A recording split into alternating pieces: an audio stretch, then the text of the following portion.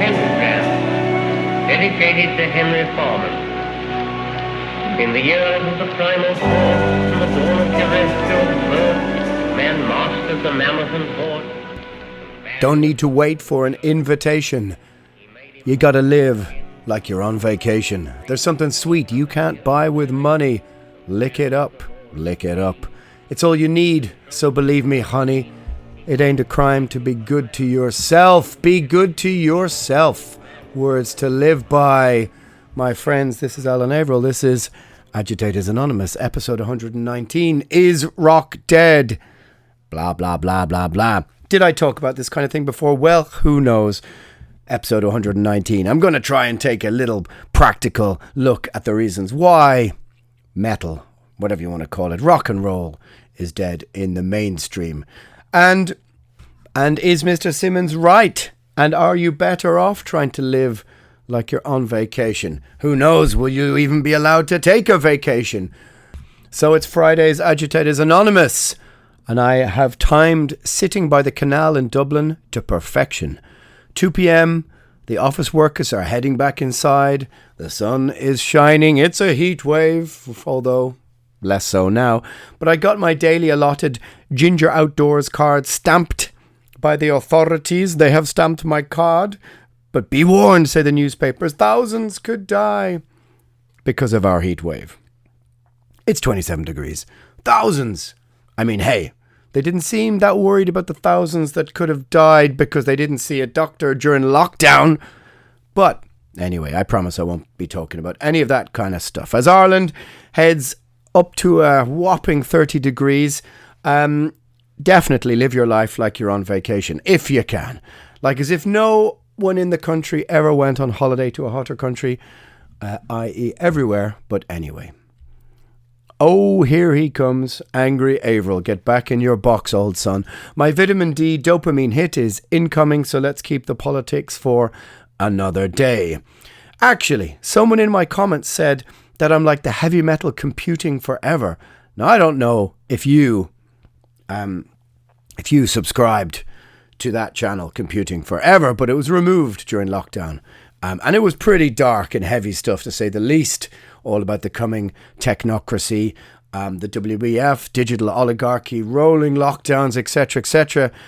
And I thought, damn, am I really that negative?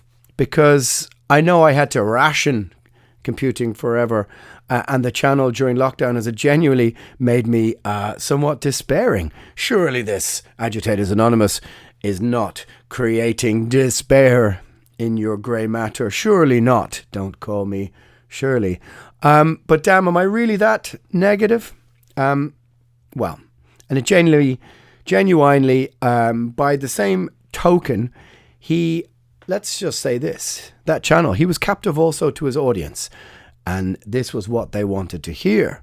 I would like to think that I try and mix it up a bit more, Sir Mix-a-Lot.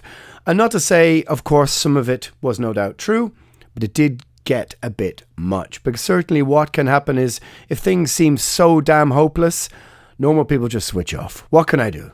Nothing. So therefore, fuck it. Let's get fucked up. Pour me another sweet glass of nihilism, my friends. You can see why. But did he pepper his podcast with daft impressions and silly voices and commentary about rock and roll? No, my fellow fiends, he never did. And did he ever talk about the good old-fashioned rock and roll days? No. By the way, if you need some rock and roll light relief, I would advise watching the making of Hearing Aid on YouTube. This will put a smile on your face. If any of you did not know, and this is sparked by a little conversation we had about Led Zeppelin, me and my friends, the other day. Led Zeppelin reformed in 1986 for Live Aid, but it would seem did not rehearse and just went, yeah, we'll do it. And Phil Collins went, yeah, I'll play the drums. And the whole thing was a mess. And they took it off the DVD reissue of Live Aid. And so this got us talking about Live Aid and watching it live at the time on TV. And it was one of the kind of seminal moments from when you were a kid. Everyone remembers the kind of the day it was when they saw Live Aid. And of course, that famous Queen show and all that kind of thing. But Dio and Vivian Campbell who of course is still playing in Def Leppard and all that kind of thing now, wrote a song and put together a heavy metal version, a charity single, We're Stars, which you can see the making of on YouTube, which is absolutely incredible. Vince Neil and all these kind of people discussing about how, they aren't just evil rock stars counting their money and want to do what they can for all the starving folks over there in Africa. It's comedy gold and has some amazing singing in it, has some really, really amazing sections of soloing. You've got Yngwie Malmsteen, a young Yngwie there, just ripping it up after poor old Eddie from Twisted Sister trying to do the same thing. There's like a million solos. You've got some great vocals going on. Dio's there, of course. How the guy from Rough Cut, Paul Shortino, gets to sing a verse instead of Blackie Lawless, I do not know, but it's hilarious. You've got to imagine how many, what was the queue for the men's toilets like to get in and do a few bumps or two that afternoon when they were making Hearing Aid. Anyway, it's an aside. Rock and roll light relief, my friends. So I realise I preamble into podcasts for way too long, explaining what I'm going to talk about for longer than some of the points I make. So let's get fisted right up to our wrists right away. Gene Simmons says, rock is dead, fans killed it. And various other people say, no, it's not. So I'm going to try and take on what he says on face value and figure out whether I agree with him or not. So let's see what he's saying. He says, I stand by my words. Rock is dead. The people that killed it are fans. Fans killed the thing they loved by downloading and file sharing for free. How do you expect someone who loves the guitar to come into this creative process? You've got to invent yourself. And so rock is dead. So first of all, I think what he's trying to say there is I would personally blame these streaming services more. They're just giving people, a convenient, easy way out of having to deal directly with bands, or, you give people this other far more convenient way to process music, and this is just kind of how it goes. But of course, I think laying the blame of the fans is probably incorrect, because most people don't really quite, still to this day, understand how little bands get paid out of streaming. They just want the convenience of it. And certainly Spotify, as the article I'm reading this from says, the guy goes on to say, who wrote the article, Spotify aren't paying any small to medium artist bills, and probably some bigger than that. And that's certainly the truth. The top tiny few percent, maybe. But it's really the streaming services business model and a society that just wants convenience that has far more to do with it. But let's just look at these things in a bit more detail. First things first. Gene Simmons is about 70, 71, and one of the main and much quoted riposts, as they say, to his claim was from Alice Cooper, another septuagenarian rock star, both millionaires who have made their money. And I think the conversation changes when you have fuck off money. It's one of the reasons why Ricky Gervais or Dave Chappelle can get away with saying a lot of the things they say in comedy, because they're too rich to cancel. They're too rich to really for it to have any difference. Regardless of what Gene Simmons thinks about rock, they can still headline festivals and get paid hundreds of thousands of dollars regardless. His kids don't have to work, and probably their kids don't have to work. So the situation is a little bit different. But as much of the commentary seems to be pushing back and forwards, isn't it kind of really old white dudes discussing why things aren't the way they used to be back in 1978? That's a kind of cynical way to look at it, but it's kind of true. And they certainly aren't. They do have a point. There is no doubt that they aren't even like they were in 1988 or even in 1998 or, 2008. Alice Cooper makes the point that rock has returned underground. It's the genuine anti-establishment thing, the outsider music once again.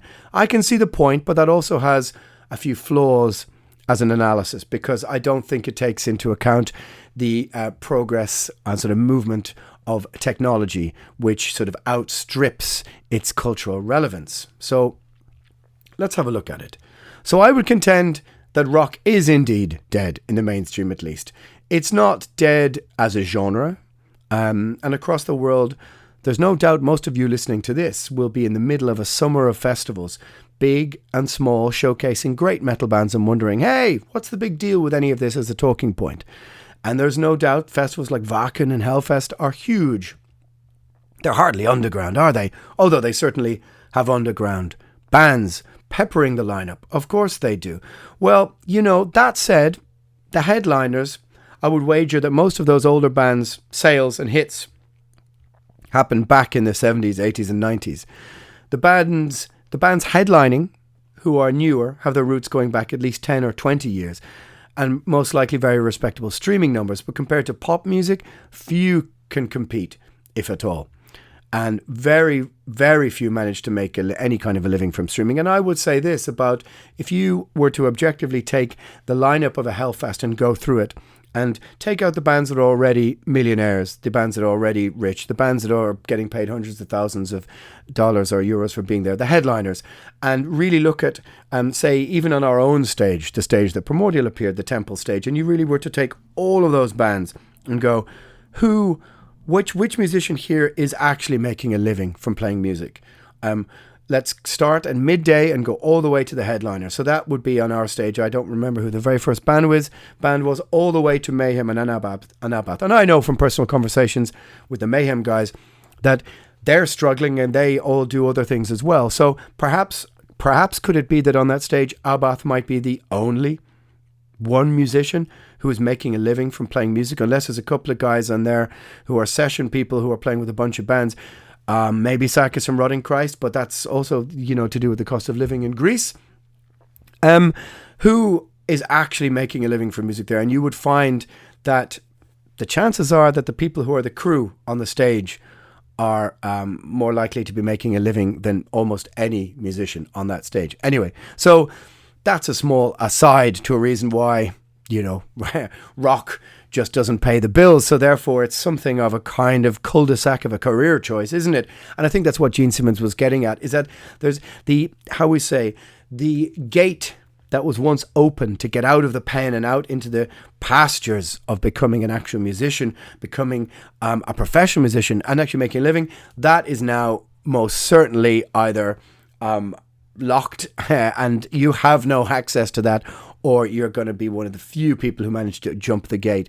But it's certainly that small aperture, shall we say, that small portal that you may be allowed to step through into a form at least of financial security, or the security at least that provides you with being able to get up in the morning and going, well, today I'm going to be creative and write songs. That once upon a time was open for bands is certainly closed. Now, I don't know if any of you look at Justin Hawkins from The Darkness, his YouTube channel. It's great. I've sang his praises many times on the podcast. For the last few Darkness albums, not so much, although I'm a fan.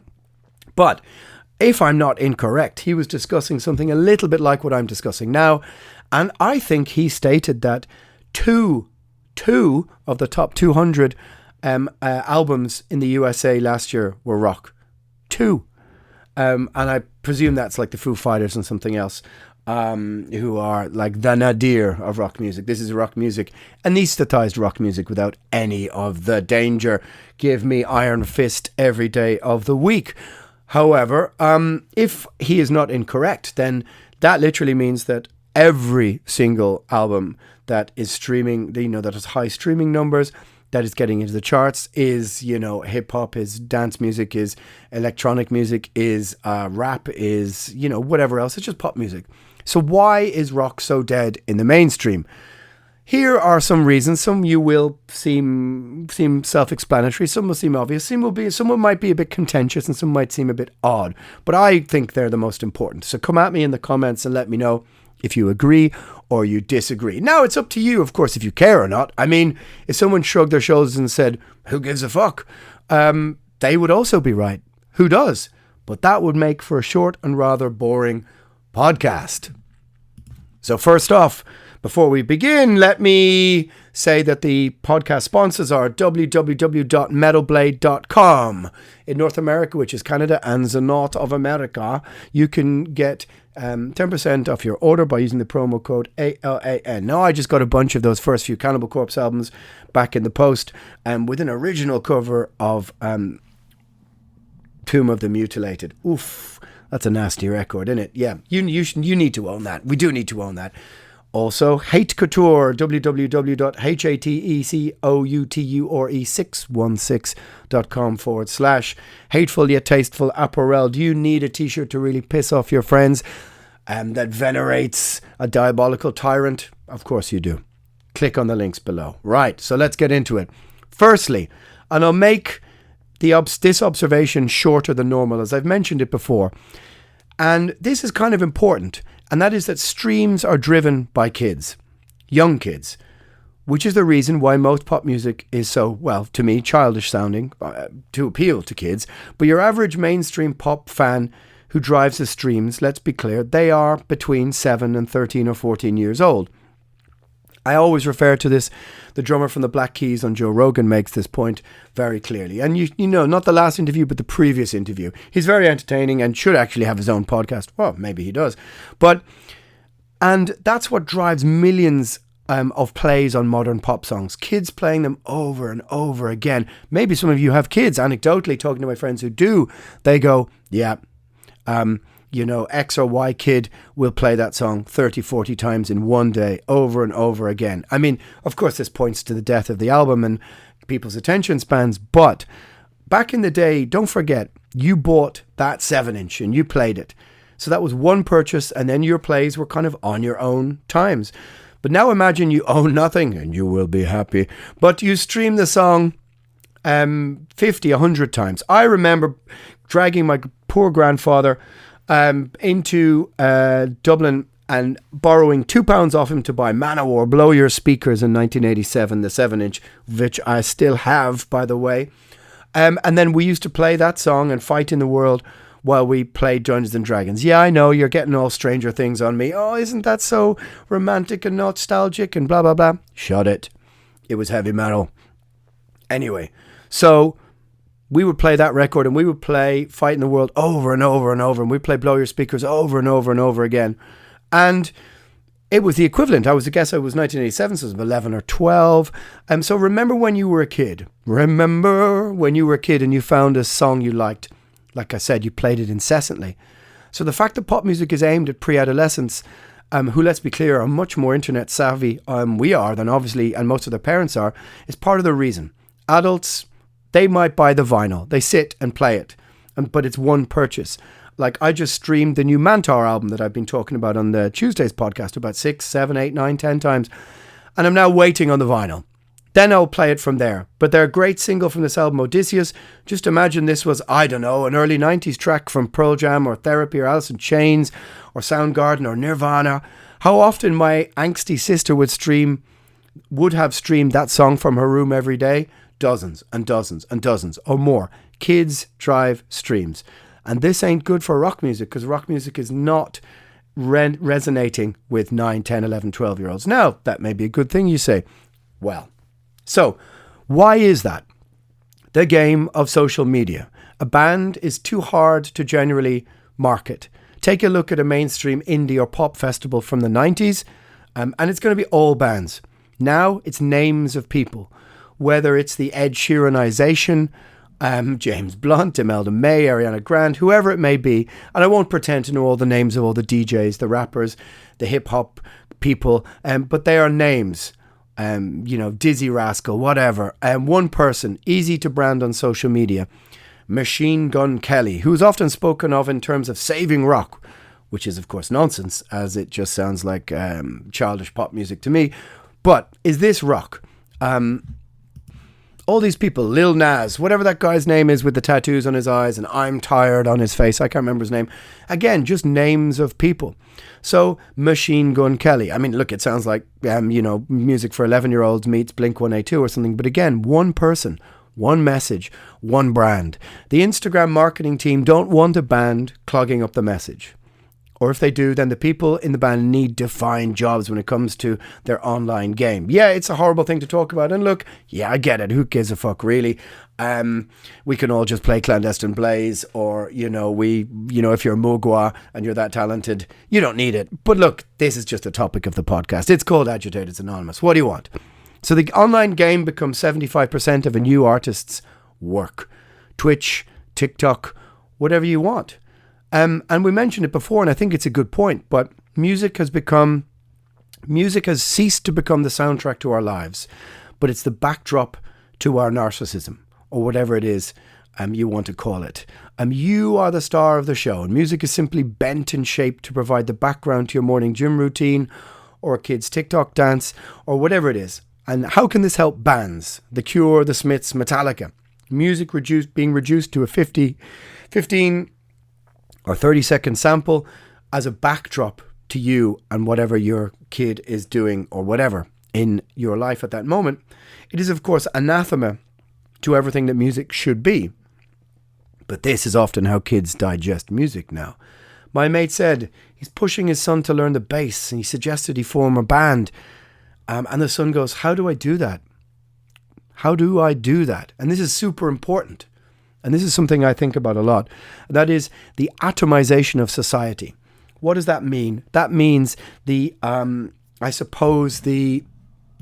well, before I get into my version of what atomization means, let's just say the dictionary definition is separating something into fine particles. Atomization, fragmentization, division. The act or access of dividing.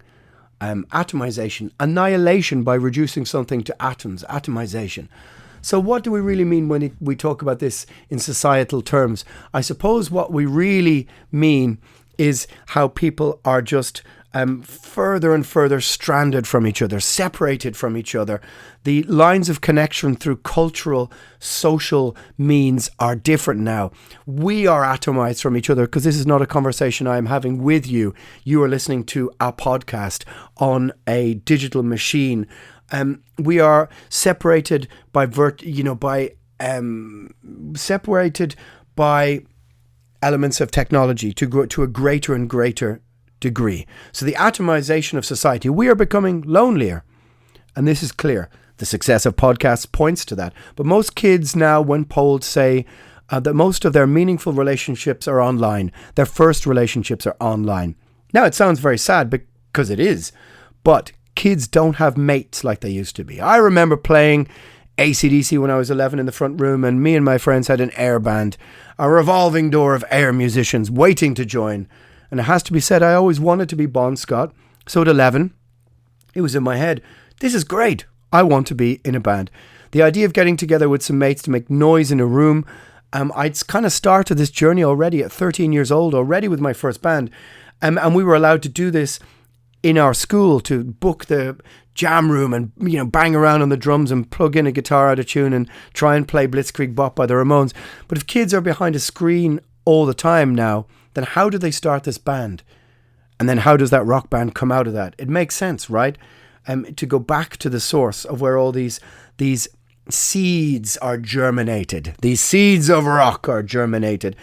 And the more and more you remove the coefficients, the less likely that they happen. And if they are behind a screen, and this is very important, I think, what kind of music does it encourage? Electronic music, hip-hop, rapping, grime, I guess.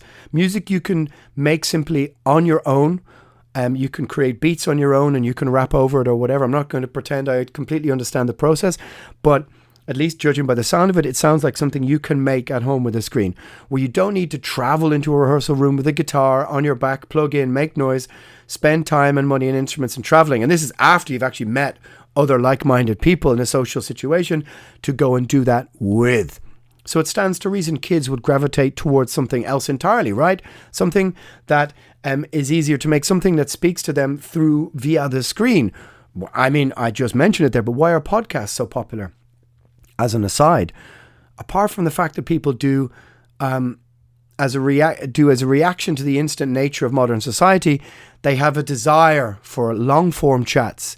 But to me, it also speaks to the inherent loneliness at the heart of modern society. People replaced the chat that would have once come from a household full of people with opinions and ideas and arguments and debate with the voices of strangers. And this in turn affects music. Who has time for a full-blown album anymore when you have 4 football podcasts to listen to or whatever? And you know what I mean. You get up in the morning, you flick on a podcast to hear some voices, especially if you live on your own. And lockdown only made that more profound. And hey, a new episode from bloody Dan Snow's history hit every damn day to clog up your phone. God damn it. One a day. Anyway, you know what I mean. And it's at this point we get to our next ad read. And that is the Irish band Strangers with Guns, once again. And this is their new album, All Pleasure is Just Relief. They've taken that from a William Burroughs, a line from his, I think it's a poem, Junkie, or is it a book? I'm not really too sure. I never really read William Burroughs, or I think the Naked Lunch, is it? Anyway, it reminds me of early therapy. So if that's your kind of bag, I think you should go and check it out. The link will be underneath this. It's got a sort of, dark, aggressive, gloomy sort of early 90s alt-rock kind of vibe. And they're taking a chance by putting it out there on the Agitators Anonymous podcast. And if you're listening to this thinking, oh, I could do that with my band, well, hit me up in the DMs, because I am taking these kind of ads. But yeah, go and check out a new up-and-coming Irish band. The link will be underneath this. So, back to the prognosis. How is the patient? The patient is rock and roll. So let's examine this.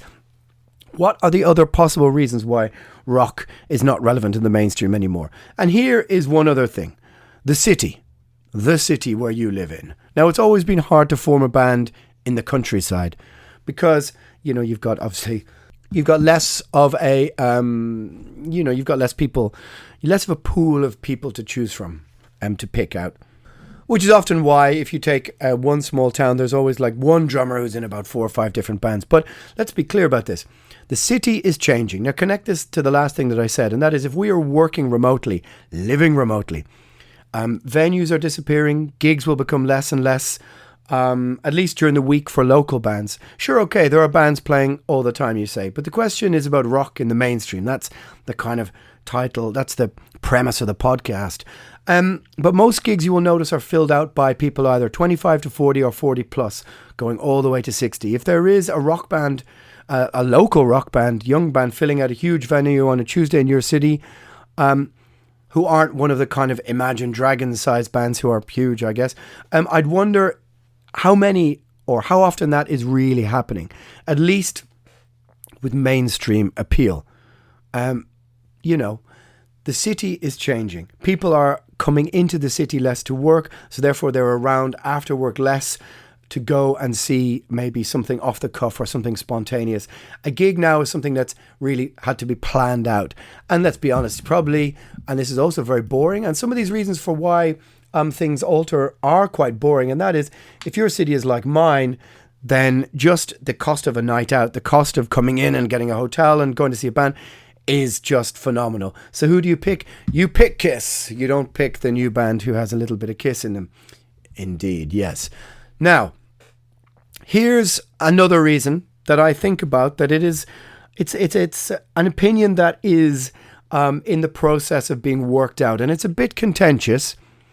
And you can do a few things with this idea. You can really rail against it. You can agree with it. But I would say just take a moment to really consider it. Some of you will love the principle. Some won't.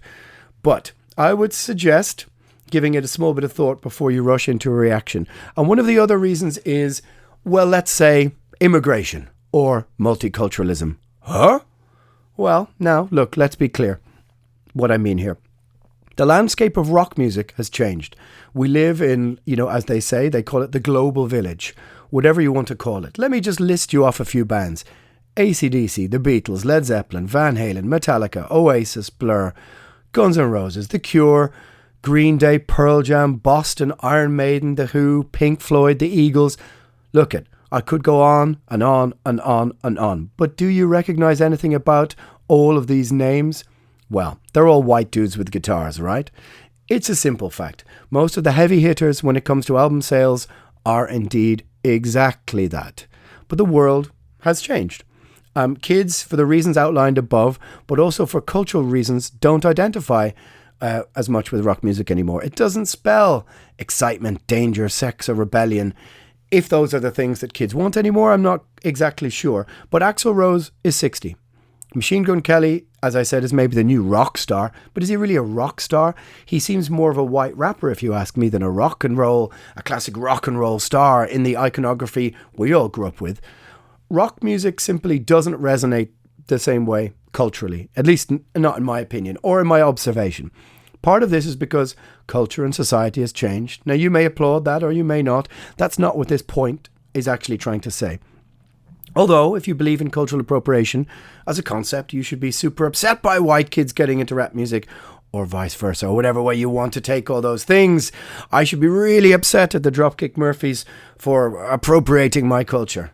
But I'm not. I have a couple of their albums and I quite like them. Also, I saw them on St. Patrick's Day in Dublin. God damn, that was a party. Anyway, let's get back to the idea of an atomized, lonely society. Isn't it easier for a kid in his basement to aspire to make grime or mumble rap or whatever that is, than to have a band and guitars and rehearsals and 4 other people? How do they take out that loneliness, that alienation, that feeling of angst?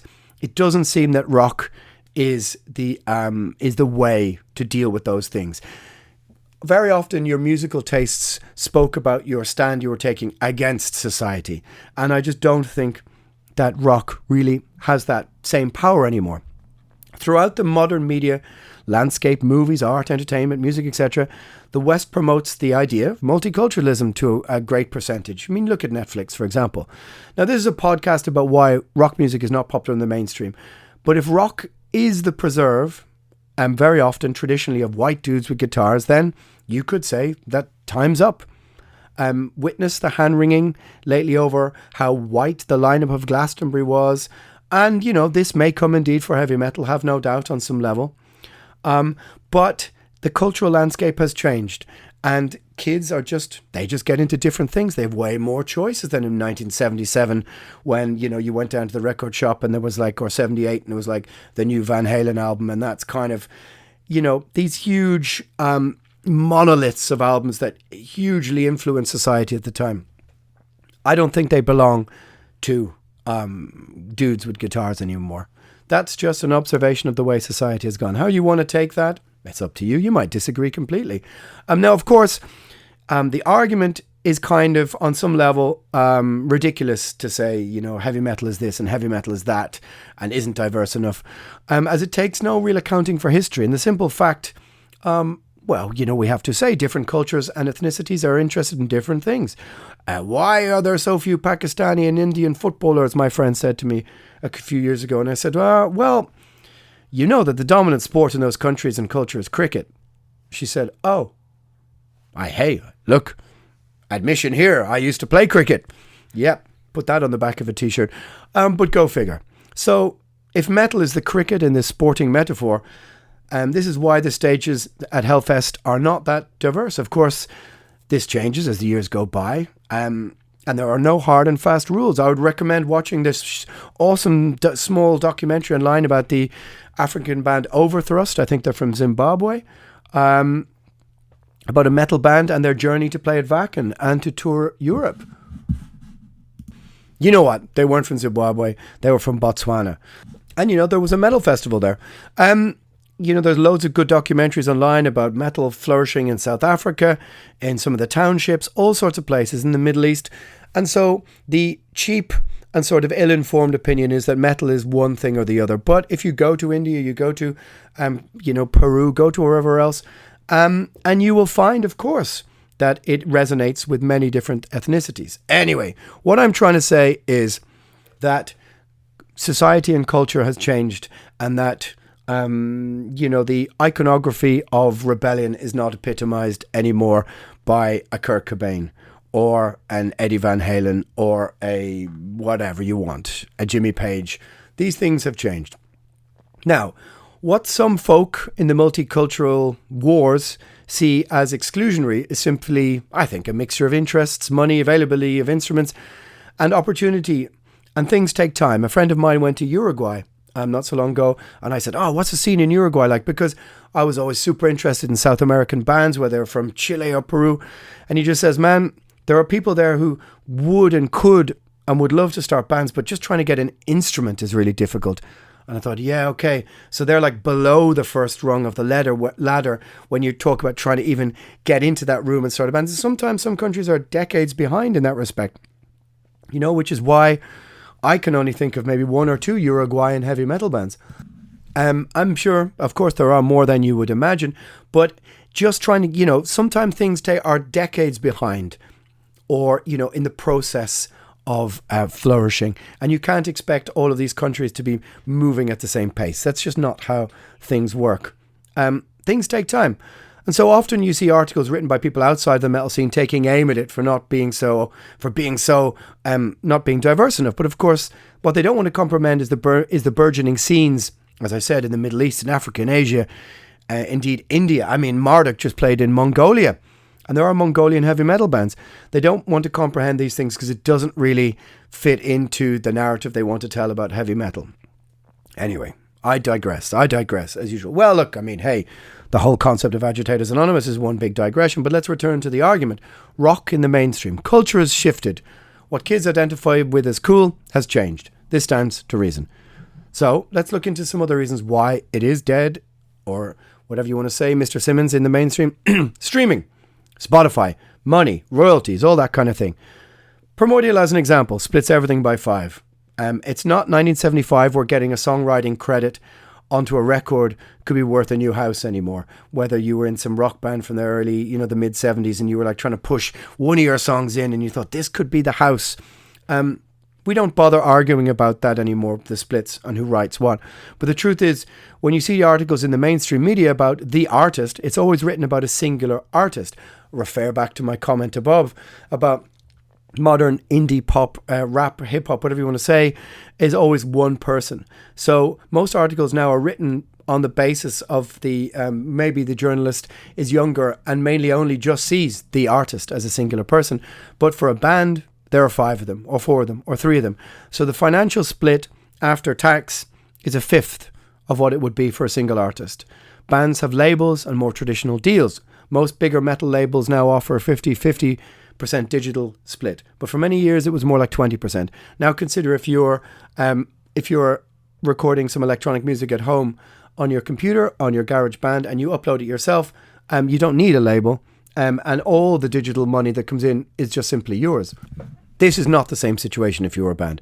So a band could get 20% a couple of years ago, then split that by 5 equals 4%. So for someone like me, this could mean literally 10 to 50 euro per month, if even. So if you're an artist who is not working through those, with those parameters, you're just uploading your stuff straight. Okay, you've got to pay for a few things to upload it on Spotify, but if something clicks, then yeah, you can make digital money. Now you say, well, you need to update your contracts.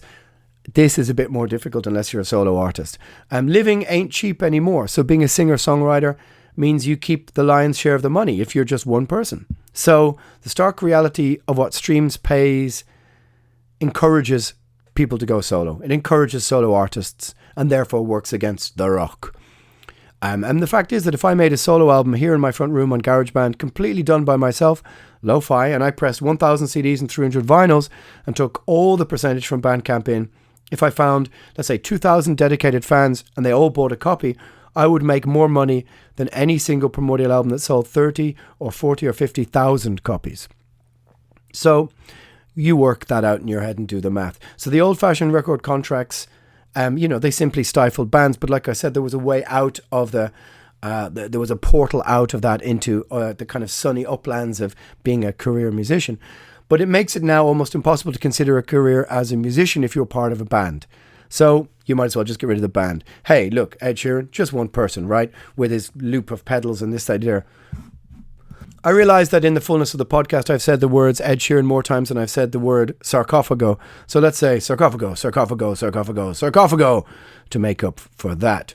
So, and I will return to my point earlier. Take a look at any pop festival or music festival, and a huge percentage of the acts will be singular names. And this is part of the reason why. Streaming percentages suit singular artists, who can then work the social media branding angle much easier. So, hey, a few contentious points. Think about them what you will, but I think they have some validity. They're head scratchers. But let's discuss a really dead, mundane and boring reason. And that reason is housing. The heyday of rock. Now maybe I have some nostalgia connected to this from the cultural hegemony of American TV shows. But the classic suburban house with the basement where the kids can rehearse in doesn't really exist anymore. As people live more and more in apartments or rented smaller places, it's about space. People don't own their own houses as much. which is certainly more and more the case. So there isn't a music room in the house for the kids. In Ireland, houses, weren't generally built with basements, but even when I think back to my own teenage years, Primordial rehearsed in a suburban house. The kids even tried to... The guys before me even tried to insulate a shed in the back garden to jam in. Now, of course, they failed to put a window in and found that they nearly, suffocated themselves in summer. But the family owned the house for years. And so what could the neighbours do about noise? So we rehearsed in a suburban bedroom. It's a bit different if you don't own your own house, right? But, and I will say this, it used to be when visiting a mate in another area of Dublin or cycling around the city like you did back in the day, you'd always hear someone somewhere playing a drum kit in a room or a band somewhere in the distance on a Saturday afternoon rehearsing. And I cannot tell you when I last heard that sound. There just isn't basements built anymore that I think kids are starting bands in. The city centre has been mostly bought up by vulture funds, investment corporations, or the state. And I think we went from a dozen rehearsal rooms in the city to maybe, I think none for a while during lockdown, but now I think maybe one or two. There isn't a place to jam in the centre, and people don't live in the centre. This affects bands, and therefore rock and metal again pushes the creative impulse in the direction of singular music that you make on your own, sitting in front of a screen with headphones on, because it's just goddamn easier. Less space. The less space people have, the less real estate owned by people. All of these things are factors. Of course, it's not a very sexy or divisive reason, or one that will make anyone excitable to argue with me about, or angry or polarized opinion, and therefore, of course, not get much attention. But if you don't have the space to rehearse, you probably aren't going to start a band, right? But I think it's a pretty important reason. And if you want to have a band, it's an analog process. It's a person to person to person to person process. And you need a genuine space to set up amps and drums. So, I mean, that is unless you want to go the way of digital hell and rehearse on Zoom. God forsake that idea. But this all said, and you have to ask, who wants to be in the mainstream? Maybe Alice Cooper's right, and rock and roll will be the rebel outside of music once again. My friend was outside a festival early morning waiting for the shuttle, and he's like, Alan, rock will always come back. It goes in cycles. Now he'd had a beer or two and maybe not enough sleep, but me and another cynical friend were like, nah, man, nah, not happening. We're not morning people, but we were like, it won't. And I do believe that it won't. The forces of technology are just moving too fast. And I think that rock has just been placed in too peripheral a status for young people, for it ever to really resonate with them. But that said, the, Master of Puppets, Stranger Things situation where it went to the top of the streaming charts, I get that. But I kind of think it ain't going to change anytime soon. But do we really need the click numbers from 10-year-olds? I would say not. Certainly, I could mention a few metal bands who must be paying some Russian bot farms a pretty penny. Either that or their managers are trying to cultivate clicks with a few bot farms. Bands who couldn't pull 100 people who have 10 million streams. But that's another story for another podcast. But does metal need all this? I would say no. Who cares? Who gives a fuck, right? If metal is not popular in the mainstream, we don't need that. But certainly we saw how art and music was treated during lockdown. As I said 100 times before, if we get a variation on this theme in the future of lockdown and restrictions, we are done. We will be kind of done. Now, I understand the cost of living crisis is part of this as well. It means people can't go to see a few shows a week anymore. Lots of festivals and shows being cancelled, although lots are happening. I guess the hope is that things will balance themselves out and recalibrate over the coming year or two, and the energy and living crisis will smoothen itself out. Now, the natural born pessimist that I am, I personally doubt that will happen, as some folk seem to hope, but it might. But we have to see. Do we need the mainstream? Does anyone really care that rock is dead on these terms? I get it. I have to wonder, did I ever really care? But you know what? Anyone with an Iron Maiden shirt on has to acknowledge that 120 million album sales or whatever it is later, and I know many of you have just been to see them in a stadium somewhere, we have to consider that is never ever happening again. A metal band is never going to rise to become that huge and have that kind of career ever again. They aren't going to get in the charts. Metal is just not going to be that thing that has a form of cultural purchase, hegemony, weight anymore. It's just going to be on the outside of the radar. Now, that's fine. But once these old bands are gone, they really are gone. There are no stadium fillers anymore. Volbeat, Ghost, Okay, good bands, but are they really going to fill stadiums? Are they really going to have the cultural weight that a Guns N' Roses or a Metallica has when you've probably seen them at Hellfest? They aren't. And so, like I said, you can refer to my podcast a while ago where I talk about Five Finger Death Punch. If that's our future headliners, well then, you know, I'll just have my stage and I won't be going anywhere near the main stage. But that's maybe what we have to accept across the board. The atomization of society means we don't get our heroes like that anymore. Whatever happened to Leon Trotsky? He got a nice pick that made his ears burn. What happened to our dear old Lenny, the great Elmire and Sancho Panza? Whatever happened to the heroes? Whatever happened to the heroes? All the Shakespeareos, they watched their Rome burn. I'm Al Navril and that was Agitators Anonymous. A mixture of the fantastical, the contentious, the boring and the mundane. But my contention is rock is indeed dead in the mainstream. But do we need it? Nah, we don't need it. We don't need no stinking badges.